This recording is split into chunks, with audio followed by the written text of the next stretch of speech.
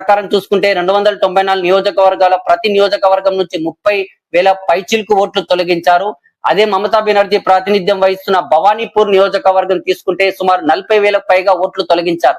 ఈ తొలగించిన దాంట్లో పర్సంటేజ్ పరంగా చూసుకుంటే 70% తృణమూల్కు సంబంధించిన ఓటు బ్యాంకు, 30% బీజేపీకి సంబంధించిన కోర్ ఓటు బ్యాంకు తొలగించినట్టుగా రాజకీయ విశ్లేషకులు చెప్తున్నారు, ఢిల్లీకి సంబంధించినటువంటి.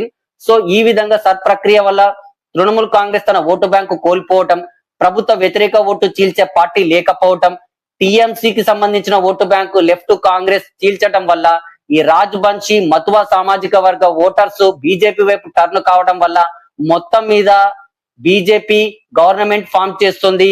పశ్చిమ బెంగాల్లో 150 నుంచి 155 స్థానాలు బీజేపీ గెలుచుకునే అవకాశం కనిపిస్తుంది.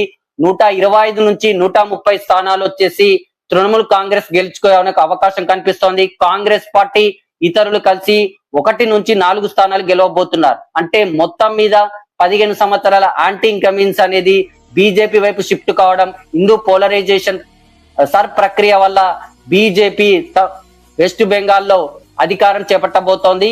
ఇది వెస్ట్ బెంగాల్ రాజకీయాల గురించి నా యొక్క సమగ్ర విశ్లేషణ.